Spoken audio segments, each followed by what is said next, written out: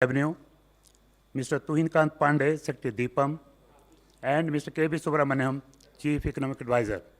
Friends, जैसे आप सबको मालूम है कि बजट में आज मंत्री जी का भाषण काफ़ी लंबा था वहाँ पे, और उसके बावजूद भी हम लोग यहाँ पे 3 बजे करना था, थोड़ा देरी हुआ है, उसके लिए खेद है, लेकिन उसके बावजूद पूरी टीम जो है वो आपके सामने है। आज हम डॉक्यूमेंट्स आपके पास है, पीआईबी की प्रेस रिलीज आपके पास है, तो सीधा जो है ब्रीफिंग के बिना क्वेश्चन आंसर से शुरू करते हैं। तो number 11,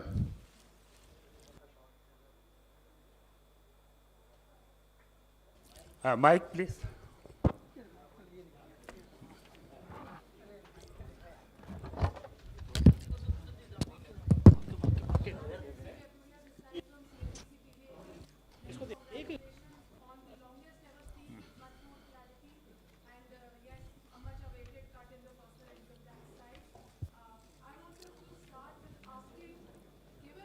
Income tax cuts that you have given, what all exemptions will remain in the new tax regime? Secondly, given that 40,000 crore rupees is the revenue outgo that you said on behalf of this new personal income tax regime, savings take a backseat with exemptions going. How would you encourage savings in the new personal income tax regime? I will certainly ask the Revenue Secretary to come up with the list of exemptions which are part of this new scheme. But first, let's understand as to what has been in our minds when we came up with the new scheme. The intention is to reduce the rates as much as to simplify the structure. We wanted to be sure that money is in the hands of the people by not paying a tax which they don't need to pay, in the sense the rate can be brought down, where we can bring it down, particularly for the middle class and the lower middle class. We have brought the income tax down. So if you go by the way in which we organized the corporate rate tax cut, in September when the corporate tax was reduced, even there the pattern was similarly adopted. Those who want those exemptions and other things can continue with the old. And those who are looking for a simplified rate, a reduced rate, and a simple process could adopt the new.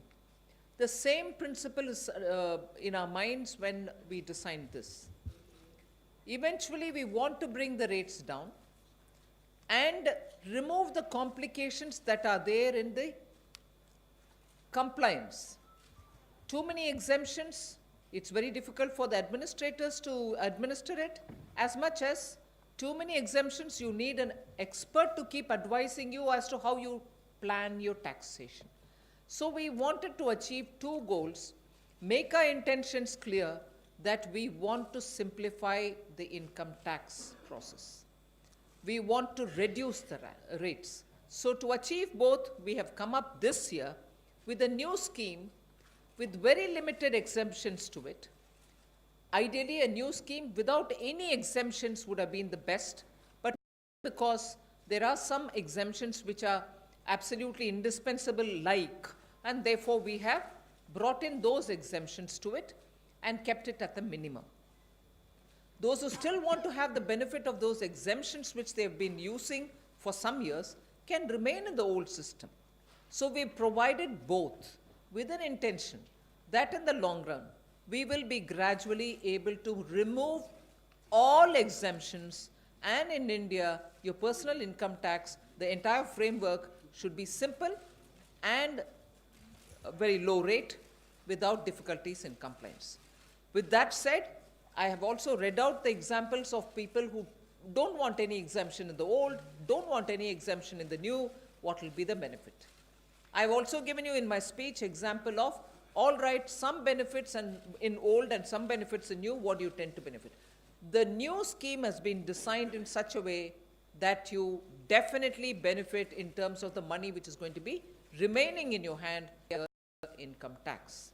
With that said, I'll ask the Revenue Secretary to tell you which are those exemptions which are part of the new scheme now.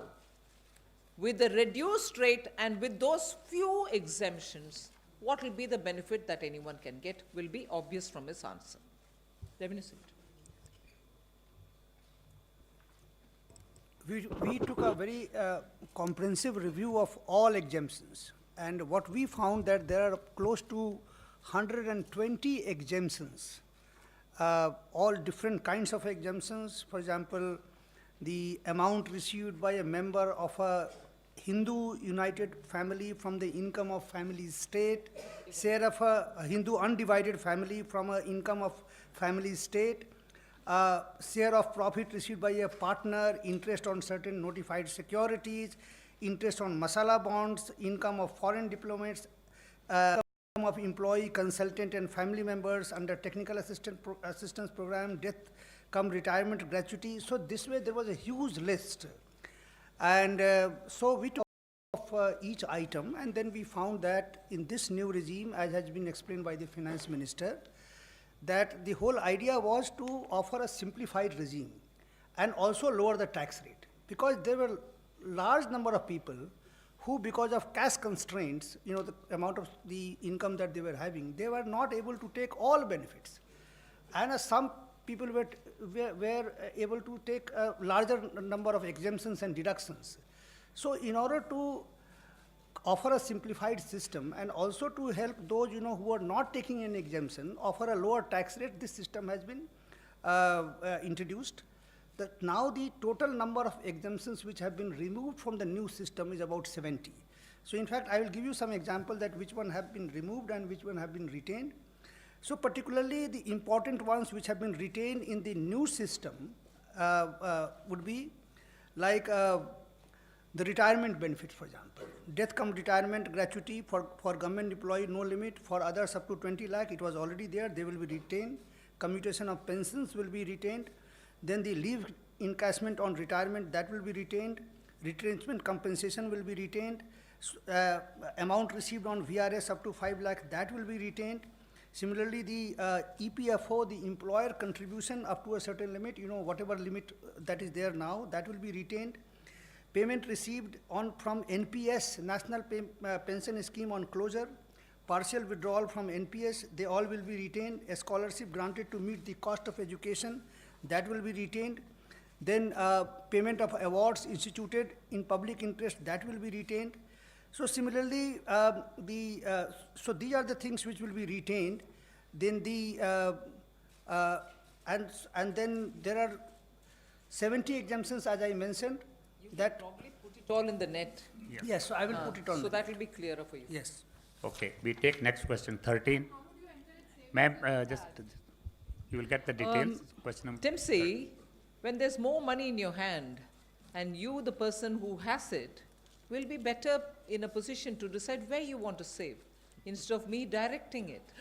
So I'm allowing you to have more money in your hand and depend on your judgment where you want to place your savings. Ma'am this is Monica from Zee business. Ma'am मेरा सवाल है कि आपने कहा कि partial credit guarantee scheme में revision करने की ज़रूरत है।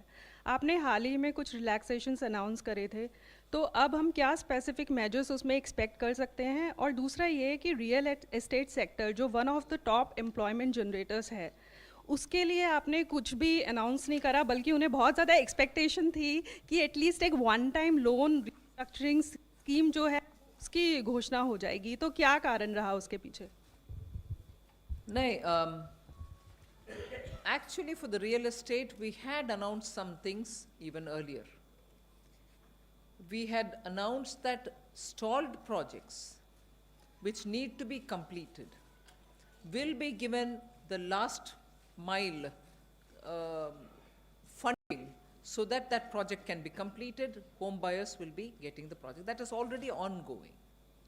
Now, in this also, we have extended the date by 1 year, so that if it's affordable housing, the exemption which the home buyer has is available for them, and the tax holiday for the real estate people, promoters, is also extended by 1 more year. So actually, they can now seek the buyer and benefit once the transaction gets over. So we've actually given something much more than what was announced even before the budget for the real estate sector. 29. Next question, That's 29. already ongoing. Na? Yeah, thanks. Good afternoon, ma'am. Sapna Das here from CNBC TV 18. You've also created a lot of buzz with your new divestment target of 2110 lakh crore estimated for FY21. Ma'am, you've clearly mentioned that, out of this amount, around 90,000 crores is what you're looking at via sale of stake in public sector banks and financial institutions. Could you please explain that to us? And also IDBI, sir. So the target which has been specified, FM has already mentioned it during the budget speech. It is essentially to come from the listing of the LIC and also from the IDBI at this stage. Yes. And So that listing will decide the valuations. We will work on this. Next And question from it's essentially these two. 53. Yes, 53.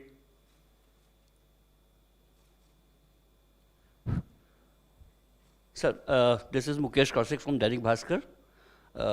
Ma'am, I want to have clarity on defense budget, how much this time has been allocated and what is the percentage increase, what is the capital budget for this, and what is the amount allocated to Indian Air Force, Army and Navy specifically? I think all these details will be provided in the documents. So if there is any clarification on that, you can. Otherwise, PIB press release is providing all the details and data about the different heads. We can take next question number from 8.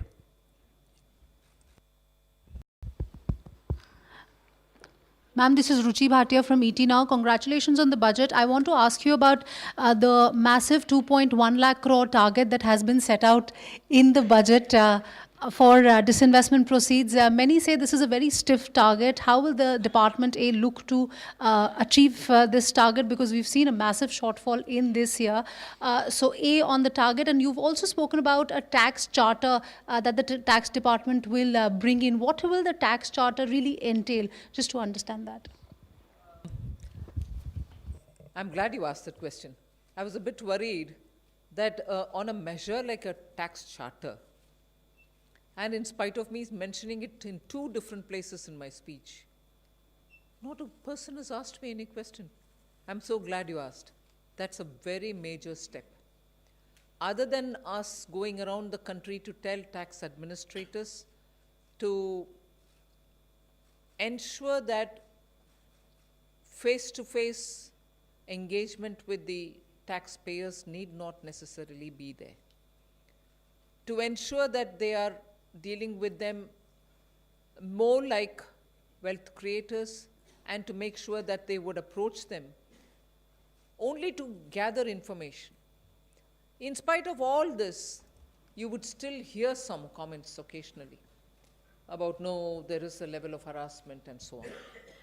And our commitment to make sure that taxpayers are respected, and we quite honor them for the commitment in nation building that they're showing by being honest taxpayers, had to be given an expression of sorts.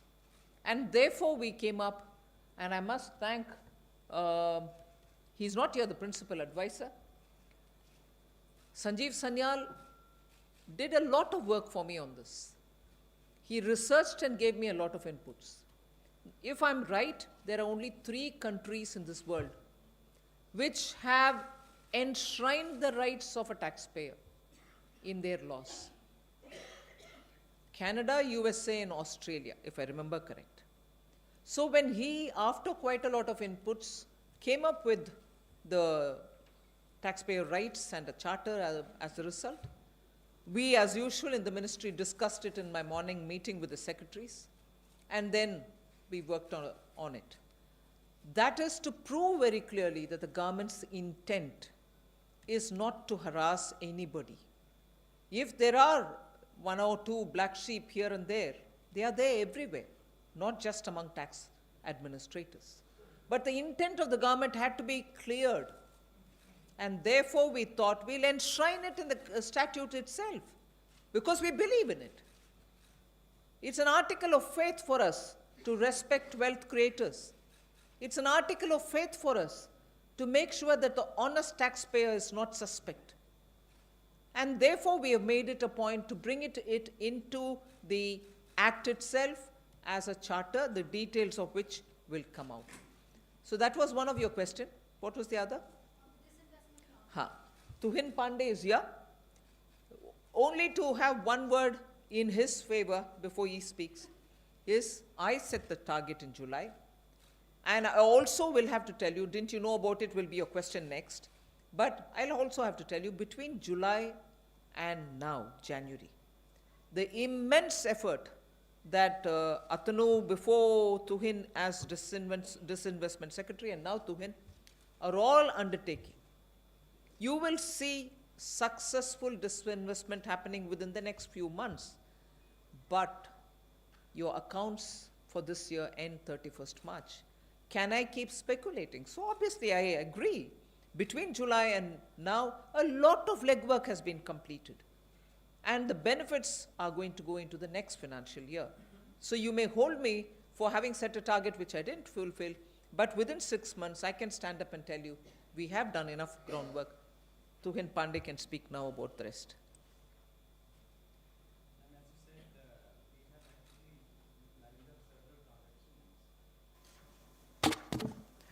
So I think 20th of November, government took decisions of some big ticket disinvestments. One is the BPCL, another is Concord, another is Shipping Corporation of India, and THTC and NIPCO. Some of them we are going to conclude this year, but some of the large ones are going to spill over to the next year, and the revenues, receipts are going to come in the next year. So the transactions are all lined up. As you know, the Air India expression of interest is already out, and very soon BPCL expression of interest it is just about ready. It will be out as well, and so on and so forth. So therefore, we are quite hopeful that we would be achieving the disinvestment target next year. And also for this year, whatever is there. As you know, we are a very successful ETF. Last 2 days, we raised 21,000 crore on the ETF, of which we are retaining 16,500 crore. 40.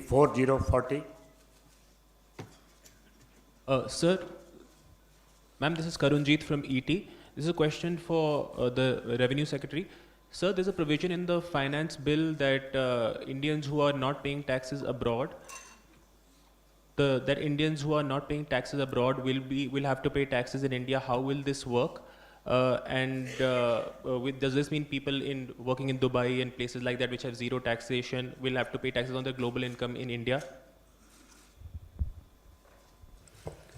We have made changes in the finance changes. We have proposed changes in the Income Tax Act, where if an Indian citizen, if he stays out of country for more than 182 days, he becomes non-resident.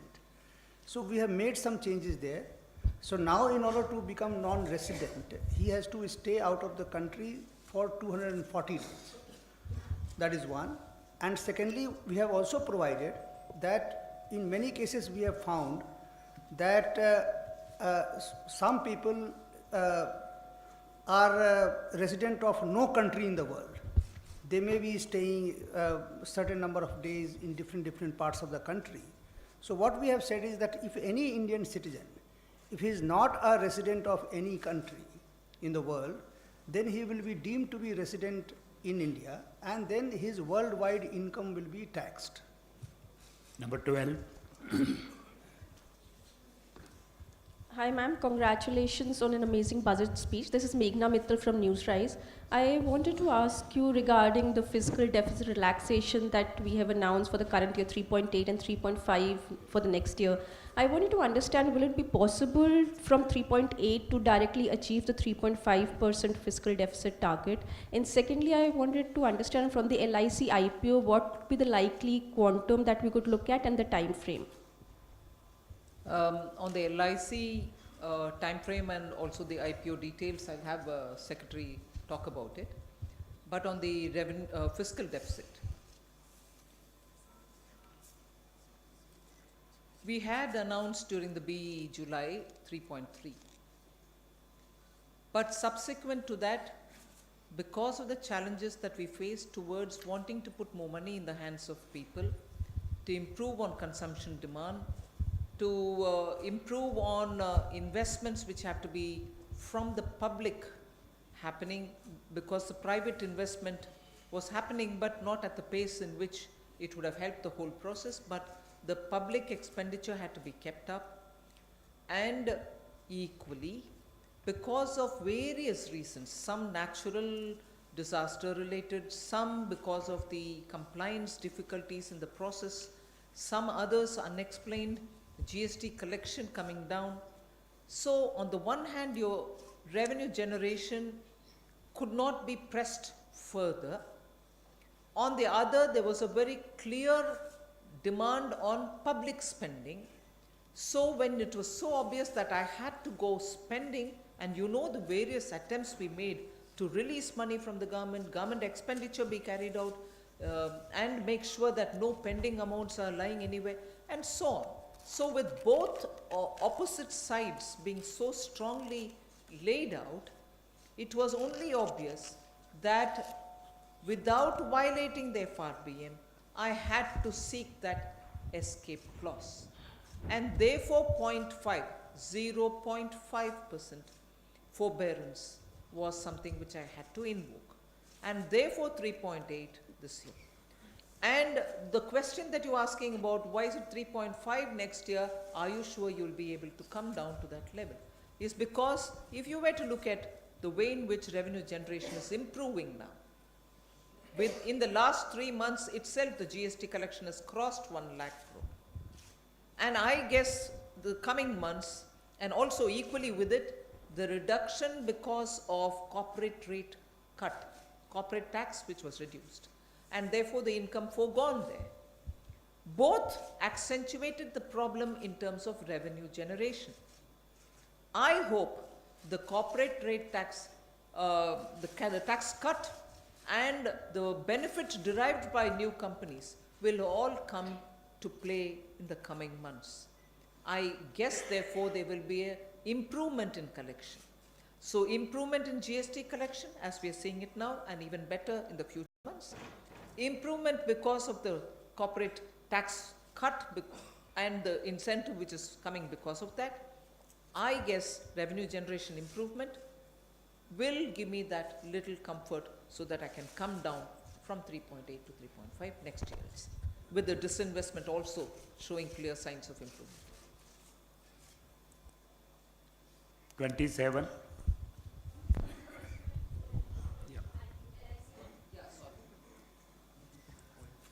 These details will be worked out. This is a process which is going to take time in terms of the offer which will it make and thereafter listing. So we'll detail these timelines to you, but this is all to happen in the next year. Ma'am Alok from CNBC आवाज़, इधर से ma'am, जो आप लोगों ने direct tax के लिए विवाद से विश्वास स्कीम लॉन्च करने की बात कही है, उसको लेकर क्या टारगेट है, कितना उसमें कलेक्शन हो पाएगा, और उसके डिटेल्स क्या हैं कि 31 मार्च तक आप लोगों ने कहा कि कोई उसमें एडिशनल चार्जेस नहीं लगेंगे, 31 जून तक चार्जेस लगेंगे, वो क्या डिटेल्स होंगे, कितने चार्जेस लगेंगे, अगर इसके बारे में जानकारी देते हैं, और कितना इससे अमाउंट कलेक्ट हो सकेगा, रेवेन्यू कितना सपोर्ट मिल पाएगा? रेवेन्यू सेक्रेटरी इसका डिटेल्स देंगे, फिर भी इसके पीछे हमारी नीयत ये था कि इनडायरेक्ट टैक्स में भी सबका विश्वास के द्वारा हमने पेंडिंग लिटिगेशन को सॉल्व की, और उसका रिस्पॉन्स आपने देखा, that most of them decided to join in the scheme and close the cases which have been pending. On the very same principle अभी डायरेक्ट टैक्स में भी कर रहे हैं. 31 के अंदर ही करो तो सिर्फ डिस्प्यूटेड टैक्स अमाउंट पे करो, कुछ पेनल्टी नहीं है, कुछ टैक्स भी, इंटरेस्ट भी आप पे करने का आवश्यकता नहीं होगा. अगर 31 मार्च को क्रॉस कर दिया फिर भी करना चाह रहे हैं तो थोड़ा एक्स्ट्रा चार्ज पे करके यही प्रिंसिपल के आधारित आप आपके क्लोज कर सकते हैं आपके केस को जून 30 तक. यही है मूलभूत इसमें विषय, मगर revenue secretary if you want to add on. करीब 4,90,000 केसेस हैं जहां पर कि केसेस डिस्प्यूट में हैं, ITAT, high court, supreme court, commissioner appeal में।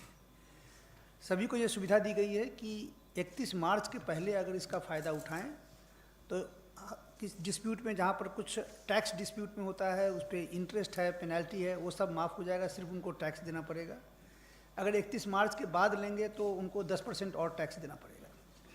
लेकिन बहुत सारे केसेस ऐसे हैं जिसमें कि टैक्स डिस्प्यूट में नहीं है, लेकिन इंटरेस्ट और पेनल्टी का सवाल होता है। उस केस में भी हमने कहा है कि जिसमें सिर्फ इंटरेस्ट और पेनल्टी आ रहा है, उसमें सिर्फ वो 25% भर दे अगर 31 मार्च के पहले, तो उसका पूरा केस ख़त्म हो सकता है। अगर वो 31 मार्च के बाद करता है तो 25% के बदले में 30% देना पड़ेगा। 113. I'm Nikunj Ori from Bloomberg Quint. Vishwas scheme, I'd like to ask you a question on that. This has been designed to the previous scheme for indirect taxes. Although the collections from that scheme were better, there were only small taxpayers who actually availed the scheme. So how would this scheme be attractive for even large taxpayers who generally owe larger tax dues to the government? And also, ma'am, there's not been any allocation for recapitalization sector banks this year. And most of the mergers that were announced last year would take place now. So what happens, what's your recapitalization plan for the next year? I'll answer that second bit first and then ask the Revenue Secretary to talk on the Vivad Se Vishwas. I have very clearly said about the mergers. I'll ask also the Secretary Banking to speak about it. I have spoken in detail about the recapitalization of the bank and about the bringing 10 banks to 4 and the process of amalgamation. And later also I've spoken about the way in which banks can benefit from certain tax deductions, rates, concessions and so on. All in this context of banks having been amalgamated. I have not said I won't give any money for recapitalization. Just as you're saying you've not given any numbers for recapitalization, I've also not said no, I will not give. Which means as and when there is a need, we'll certainly consider that. As Madam said that this will be assessed during the year, but at the same time, out of the merger, if we look at the Bank of Baroda, already there are signs of huge expenditure, rationalization and efficiency gains out there. The synergy which has been identified for annual saving is close to 1900 crores. And the realizable target for this year itself is around 500 crores. So these are the kind of efficiency gains which are coming, and therefore these banks will also go through this process in terms of whole lot of expenditure optimization and efficiencies. You have seen the SBI results yesterday. I mean, this is a record operating profit which you have seen. So all these banks, having done all the NPAs reduction, PCR coverage at high time, recoveries, are in a position that they can also go to the market to take care of their own capital needs. 25.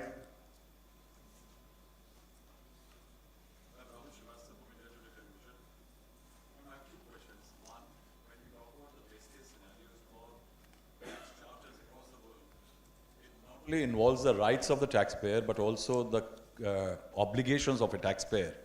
So what has the government decided as far as the obligations are concerned, because compliance to taxes is a problem and Mr. Pandey others have been working at it.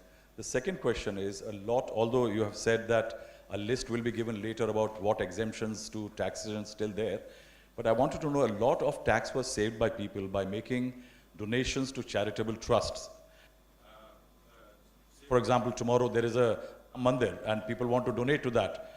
What will happen? Will that exemption continue?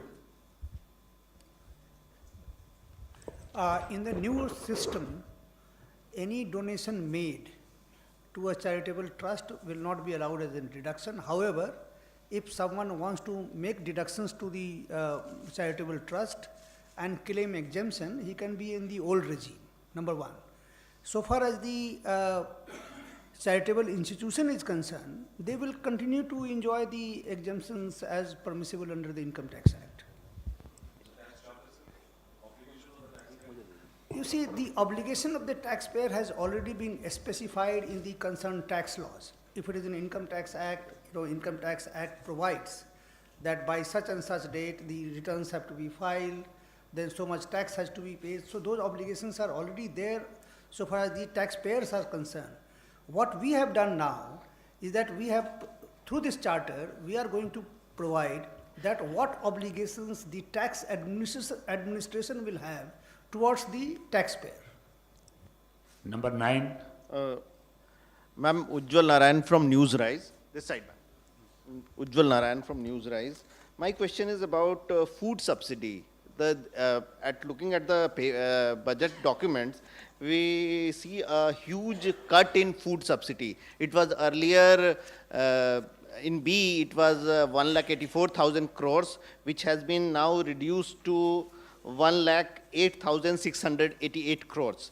So, in the next financial year, B also, it is 1,15,000 crore. So, what is the new arrangement from where this spending, food subsidy spending had been reduced, or from any other heads you are utilizing the funds or diverting? My another question is about PM Kisan, because in B, you have put an estimate of 75,000 crore, which has been reduced to 54,000 crore.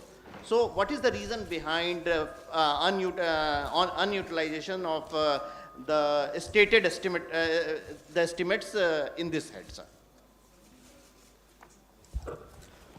Regarding the food subsidy, the balance between what you find in the budget estimate and what has been estimated as a liability, you will find in a separate statement which the minister referred to in her speech. He said we have annexed a statement on other resources that are being used to fund costs, and that you would find in Annexure 5 to the budget speech.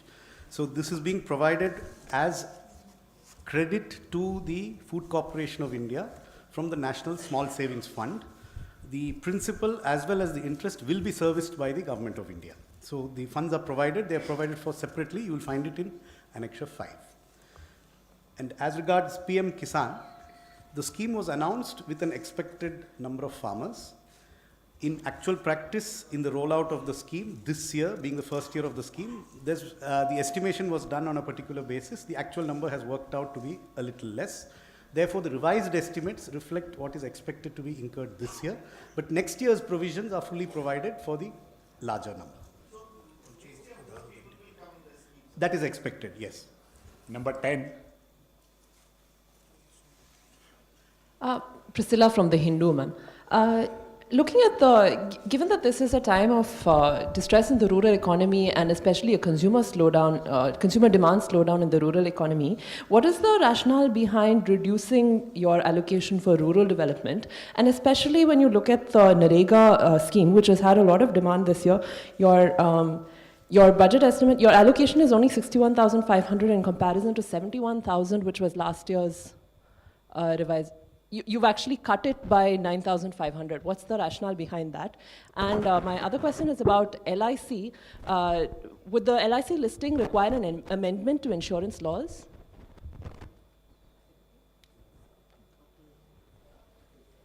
You mentioned about MNRGA. See, that is a demand-driven scheme. This year we went up because there was a demand for this in certain areas, and the full money was provided. Again, next year, if you see, it's a usual, normal level funding that has been provided for MNRGA. If there is an additional demand from some areas which comes up, accordingly at RE stage, we'll again meet it. All these schemes, rural development has a very large chunk this year, and rural development and agriculture put together are very close to 3 lakh crores.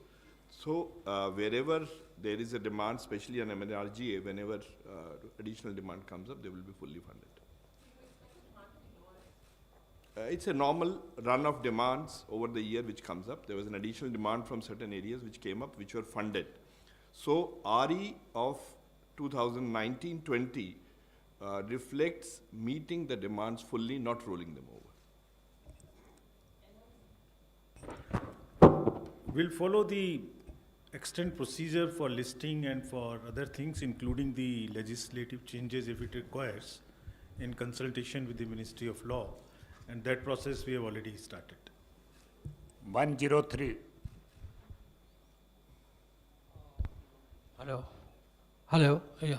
Ma'am, congratulations for presenting a very positive budget in a very odd macroeconomic situation. You've mentioned you've targeted 10% growth of GDP, and you have also given a lot of income tax exemption this time, which is supposed to fuel the consumption demand, which is why the economy is in this position, sir. Ma'am, what the recent, if you see the Sensex right now, it has tanked by about 1,000 points. It means that the corporates are not happy with the exemptions and deductions that you've given in the budget. So what is your take on that? Do you think they were also expecting the STT and CCT also to be reduced? Well, thank you for, first of all, seeing what we had worked for, the positive side of the budget. The observation that you have put forward about the stock market, I would wait for a full working day in the stock market. Today being Saturday, I think they've not really, well, I'm not sure if every aspect of the stock market was fully open today. So we'd wait for Monday. I would think many of what we have said in the budget would definitely have an impact, positive impact on the stock market, particularly the kind of reforms that we have put forward on the bond market. Is for the first time ever in this country, such progressive, forward-looking, bold steps on strengthening and deepening the Indian bond market has come through in this budget. And I'm confident that on Monday, when the stock markets actually open, there will be definitely a clear indication of what the government has done on this. So today's response from the stock market, I would reserve my comments till Monday, unless any of the secretaries want to say more, anything more. 57.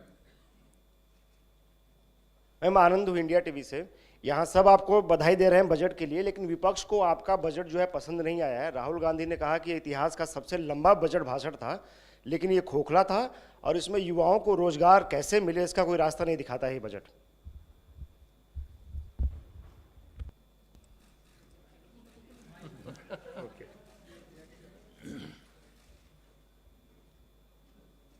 मैंने सोचा इतना लंबा budget के भाषण में युवाओं के रोजगार कहाँ से मिलेगा, कैसे मिलेगा, इसमें ही मैं ज़्यादा से ज़्यादा हर एक जो नया स्कीम हम अनाउंस कर रहे हैं, हर एक नया जो कदम हम उठाना चाह रहे हैं, उन सब में युवा के लिए क्या है ये तो मैं विस्तार से बोली। और ये भी मैं मानती हूँ, मैं सेक्रेटरी से थोड़ा नाराज़गी भी जताई कि क्या इतना लंबा करवा दिया मैंने बजट को, शायद हाउस में बहुत सारे इतना लंबा बजट स्पीच मेरे से एक्सपेक्ट नहीं किए होंगे। उस बात को मैंने मानने को तैयार हूँ कि लंबा था भाषण, हाँ, मगर मैंने सोचा उसमें युवा के लिए, स्पेसिफिकली युवा के लिए कैसे हर एक ऐसे प्रोग्राम से उनको बेनिफिट होने वाले हैं, उसको मैं शुरुआत से लेकर लास्ट तक जगह जगह पर विस्तार से बोले हैं। छोड़ो इस पे। 21. Congratulations, ma'am, for this very generous budget. You have proposed several anti-abuse. Hey, 1 minute, thank you, but tell me who you are. Girish from Mint, ma'am. Sorry? Girish from Mint. Oh, okay. Thank you very much. That's second. That's a third. That's a fourth somewhere here. Convey करिए ना राहुल गांधी जी को. Ma'am, you have proposed several anti-abuse measures and also steps to widen the tax base. Any estimate available on how much these might fetch in terms of revenue, ma'am? Can you just repeat your question? You have proposed several anti-abuse measures as well as steps to, widen the tax base, like taxes on e-commerce companies, then changes in the definition of residents. So, any estimate on how much these might yield in terms of revenue? In this budget, we have taken several anti-abuse measures. One we just now mentioned about the changing the definition of non-resident and also making Indian citizen resident. Similarly, we have incorporated certain TDS provisions. For example, on the e-commerce companies, if some sales are made, then the TDS will have to be collected. Similarly, in a business having turnover more than 10 crores of rupees, and if he makes a purchase from a single party exceeding 50 lakhs, then the TDS of 0.1% will be imposed. So these are some of the measures. The details are given in the finance bill and also in the budget document here.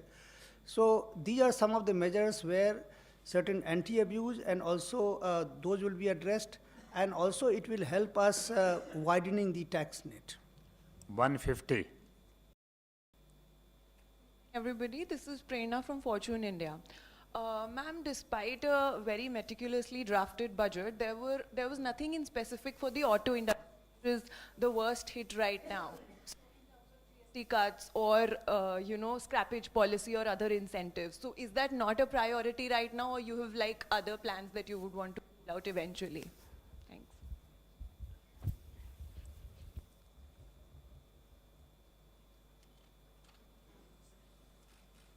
I'm not sure if in the budget our approach has been industry sector wise. So if you picked up on automobile, there may be others who will pick up on many others. My approach in the budget has not been that. My approach in the budget has been more to talk about areas where we need to put money, and we are putting money. We are showing, I've announced the proposed allocations also to them. So our approach has been very clearly to broadly look at the economy as a whole, where money has to go into the hands of people for both short-term consumption requirement and for long-term investment requirements. So the approach itself has been towards that kind of a, both 1 year and also lay the foundation for the forthcoming 4 or 5 years. So it's not, I'm only trying to say, it's all right for you to pick up on one sector, for which I'll certainly give you my answer, but so did I not address on many other sector-wise industries. Second, a scrappage policy, yes, is in the works. But I wouldn't be in a position today to announce that in the budget in the parliament, because I would wait for the concerned ministries also to fine-tune everything that they have and tie up all the loose ends, and then come to a stage where it can be announced by the ministry. So many things depend on how far they are mature and ripe for me to use it in the budget. But that does not mean because I've not announced it in the budget, no work is going on in that area. Some things, particularly on scrappage, is happening. 15. Hi, Somesh Jha here from Business Standard. I wanted to ask how much has the government budgeted as the dividend from RBI in the coming year, and is there any budget for the interim dividend from the RBI in the present year? And second, there is an additional budget of 90,000 crore rupees which the government expects from disinvestment of its equity in public sector banks and financial institutions. So will it come from LIC and IDBI? That is what it means? Okay. And RBI dividend, the budget. Well, RBI dividend has been provided. Interim dividend is always whenever an organization decides to do it. RBI dividend is given as per Section 47 of RBI Act, where the surplus after the accounts are made, they are given. So as and when their accounts are during the course of the year are made, they would give. They have put about 60,000 odd crores, but that is when the accounts are closed, we'll know actual. That's just, right now it's an estimate. 54. I'm Kriti Mishra, Rajya Sabha Television. There was this mega 16-point action plan for the farmers. You also talked about Krishi Udan scheme. Just wanted a bit of clarity on that scheme. What will it envisage? So this is a part of linking the to the markets, the farm produce to the market. And in many cases where the perishables have to be lifted to market either overseas or even within India to places where they have to reach very quickly and they are high value and perishable, then things like reefer containers and similar things are used, which have to be then airlifted very quickly, or even flowers when they have to reach fresh. And because of that, this is the kind of thing which is used for Krishi Udan is a term for when there is a quick airlift of a farm produce. 28. मैं शैलेश हूँ ANI news agency से। मेरे दो सवाल हैं। एक तो आपसे है कि बजट में आपने फिस्कल डेफिसिट जो है रिवाइज करा, तो क्या जो सरकार की दो महत्वाकांक्षी स्कीम है, एक तो किसानों की इनकम डबल करने वाली स्कीम और दूसरी जो है 2025 तक $5 ट्रिलियन इकोनॉमी का टारगेट, तो मौजूदा हालत को देखते हुए क्या ये दोनों टारगेट स्कीम्स के टारगेट जो है रिवाइज करने की ज़रूरत है? एक और दूसरा सर, बैंकिंग सेक्रेटरी से एक सवाल है कि कल इकोनॉमिक सर्वे में ये बताया गया था कि ग्लोबल जो टॉप 100 बैंक्स हैं उसमें 2025 तक हमारे 8 बैंक होने चाहिए, जिस तरह से हमारी कंट्री की साइज़ है। तो वो कब तक, क्या लगता है वो टारगेट जो है 2025 तक संभव है?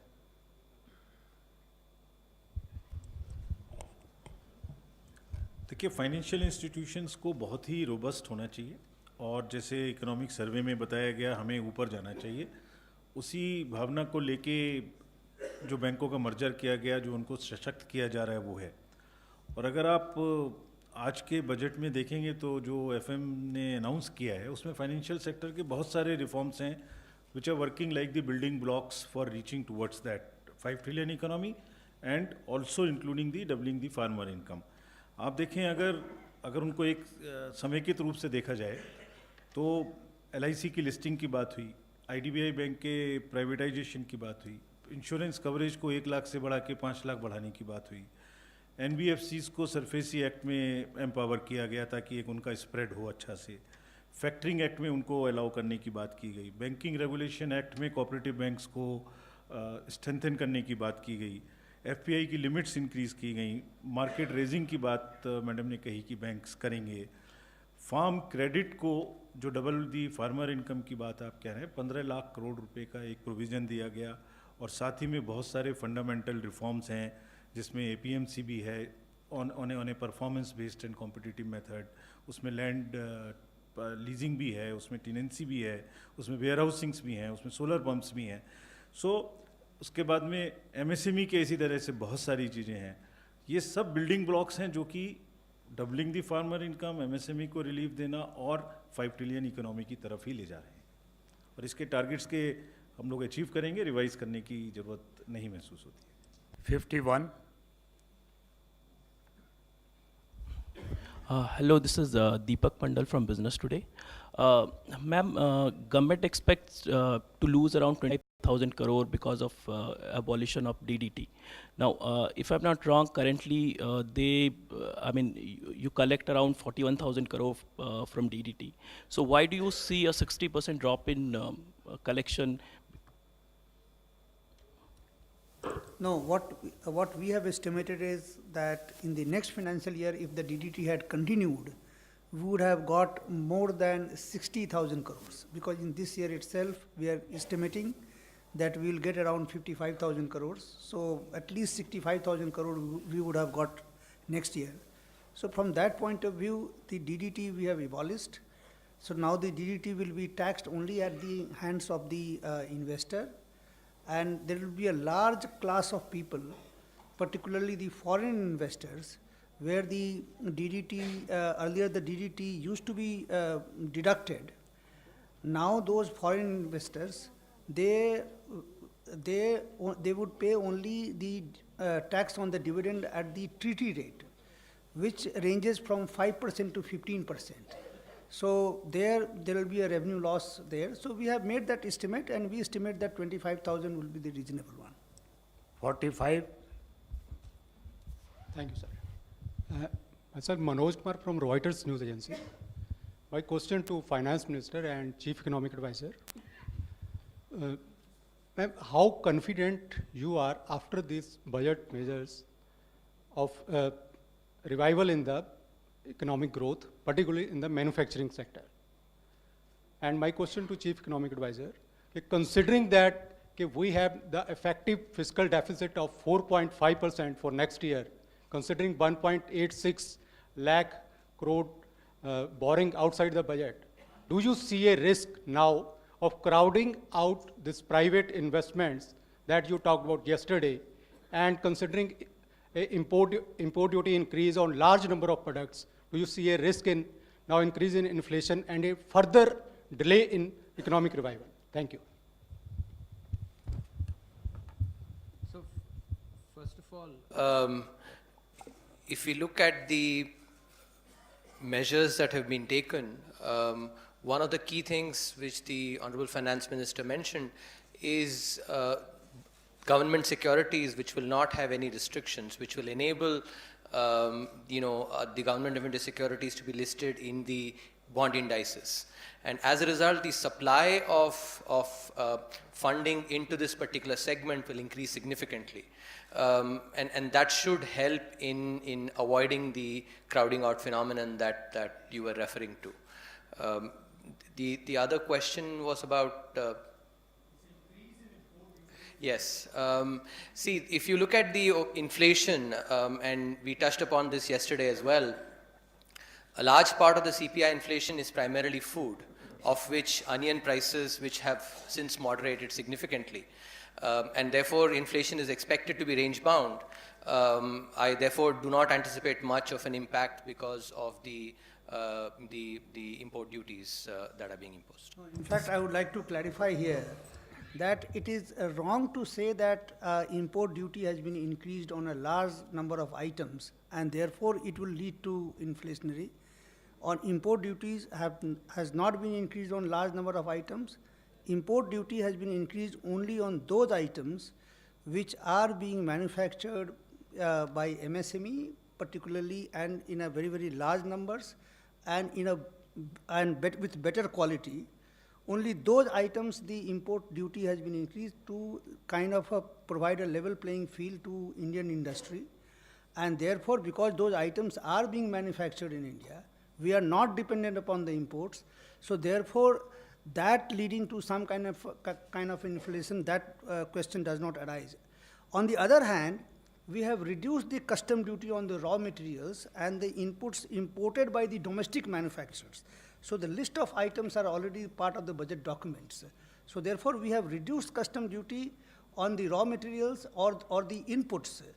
Only on the finished products which are being manufactured in India, there we have increased the custom duty.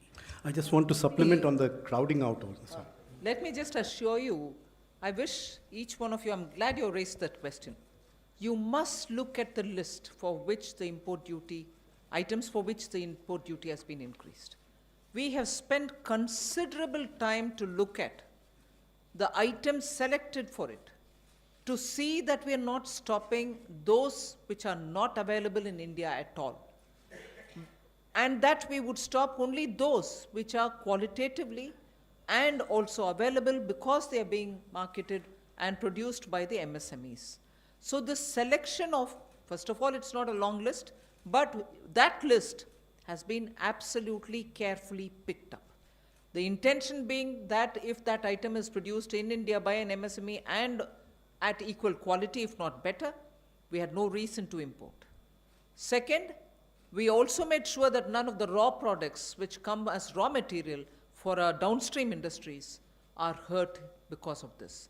So the selection is not random, the selection is not thoughtless. I wish you look at it because that will speak what we believe in it. That MSMEs should be given a chance to sell within this country. And they should be given a chance to face those imports which were coming at dirt cheap. On the crowding out also, I just want to supplement the answer. The 1.86 lakh crores that you were referring to, it consists very largely of things that cannot be used to fund the private sector. So a large share of it comes from NABARD. NABARD does not significantly give any funding to the private sector. And the National Small Savings Fund also does not lend to the private sector. So the extra budgetary resources come from sources that do not crowd out the private sector. So there is actually, it is not a meaningless distinction between the extra budgetary resources and the budgetary resources. They're transparently in the speech, but the crowding out effect of the extra budgetary resources is very limited. And I just wanted to add actually to what Revenue Secretary and the FM said, something that we've been insisting on, that there has to be a difference between finished goods and raw materials and intermediate goods. As was made very clear, the imports on finished goods, actually, that is a very different kettle of fish compared to those that actually, relating to raw materials and intermediate goods. So what has been made very clear is that the duties, if customs duties have been slashed on intermediate inputs and raw materials, but it's primarily on the finished goods. And I think that nuance is very important when you actually talk about these duties. Last question, number 9. Sector is bleeding at this point in time, but you're looking at collecting 1.3 lakh crores in 2021. How do you plan to make this up, in the sense, get these numbers from the sector? Well, I don't think I'm looking at it purely from the point of view of government is going to collect this or collect it. That is this particular development in the telecom sector is something which all of us have watched, going through the court, going through the proceedings in the court, and the result of a court's verdict. So it won't be right for me to, just comment saying, no, we are looking at the number, or we are looking at this or that. It is a fairly complex issue. The industry, affected parties are also in touch with the government. We are engaging with them. The department is engaging with them. We will be addressing this in a more comprehensive fashion. This factors in the AGR collections, or? Sorry? This factors in the AGR collections? No, but what was your question, please? On the collections from the telecom sector, ma'am. That's exactly the point. Yeah. If I can do the collection tomorrow, I will do it, but that's a different issue. The industry's problem, that's the first line you said in your question, even as you asked. Yeah. So I took your question from the beginning to the end, and I'm answering it on that. Thank you very much, ma'am. Thank you, friends. Please join for a cup of tea on the 4th floor.